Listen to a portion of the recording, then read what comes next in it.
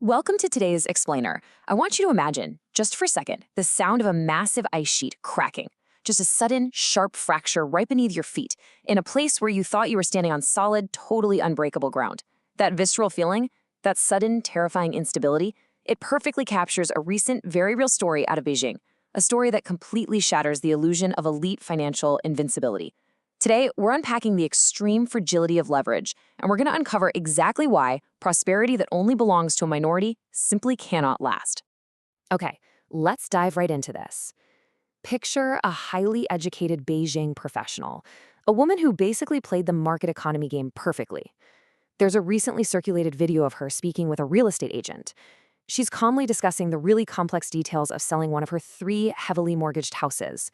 But as you listen, you realize she's desperately holding back tears. She isn't selling to make a profit, not at all. She's selling just to avoid total bankruptcy. And there was one comment responding to this video that resonated so loudly, it just pierced right through the whole financial illusion. It read, "Prosperity belonging only to a few cannot last long." See, this isn't a story of reckless, overnight speculation. Not at all. This family struggled and grinded for 30 years in the city. Over 3 decades, they built what they genuinely believed was an impenetrable fortress of wealth. They did literally everything they were supposed to do. They followed the standard accepted blueprint of middle-class success, anchoring their lives and their net worth to prime urban real estate. They completely assumed it would protect them from any economic storm. But here's the incredibly harsh reality we have to face. Selling this house doesn't fix their core problem. It merely stops the bleeding. By essentially amputating a financial limb just to survive, their 3 decades of wealth accumulation are effectively returning straight back to zero as the economic tide recedes. Just pause and think about the sheer weight of that for a second.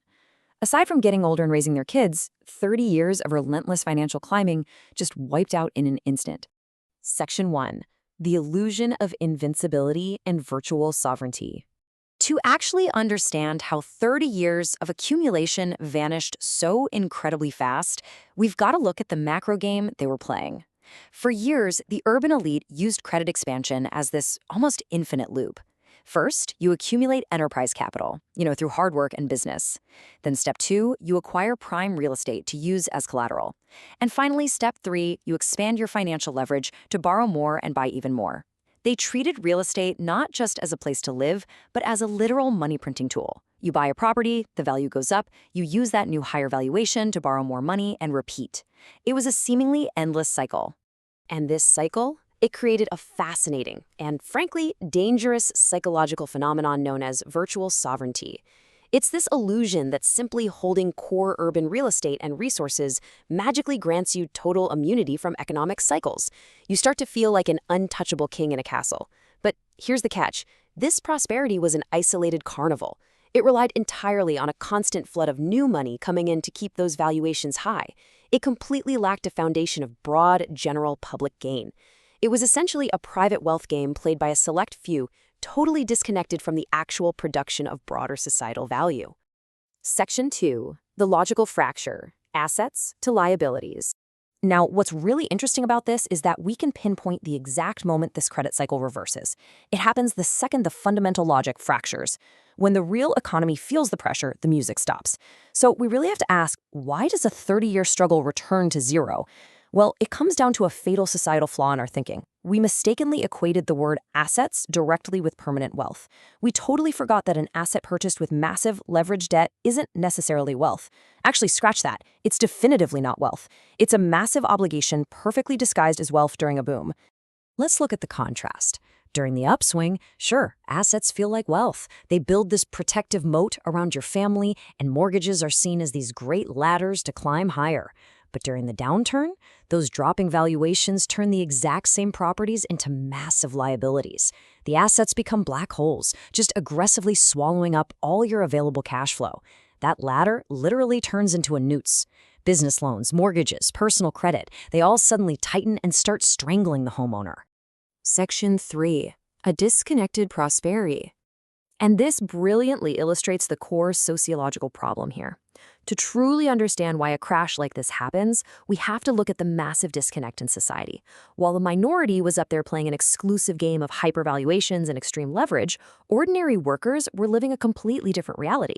The very people mixing the concrete, delivering the food, keeping the city's lights on, They were trapped in a daily grind just for basic survival. They were completely cut off from these asset premiums. Their wages stagnated while the cost of living absolutely soared. Because the prosperity wasn't shared, the actual foundation of the economy was incredibly brittle all along. Section 4. Historical echoes and forced rebalancings. So, the crucial point here is that there are cold, undeniable historical laws that govern wealth and society. A society simply cannot sustain itself forever when the wealth of the few hovers high above the daily survival struggles of the many. An enduring economy demands spillover effects. It requires universal gain and absolutely must benefit the broader class. When a minority just absorbs the majority surplus without giving anything real back, well, history dictates an inevitable, forced rebalancing. This usually happens through harsh market crashes or cyclical, sometimes even violent societal shifts. The mathematical and social skills always, eventually, forcefully balance themselves. Section 5. Finding true value in the ruins. Let's think back to the sobbing of that Beijing homeowner we talked about at the very beginning. That wasn't just personal grief. It was the literal, audible shattering of an entire debt-fueled wealth narrative.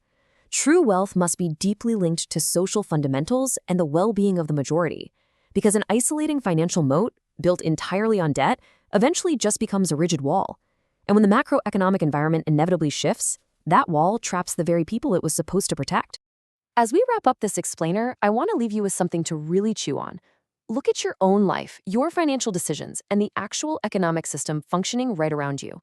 Is your definition of wealth built on a solid, shared social foundation, or is it just a fragile stack of leverage, just waiting for the ice to crack?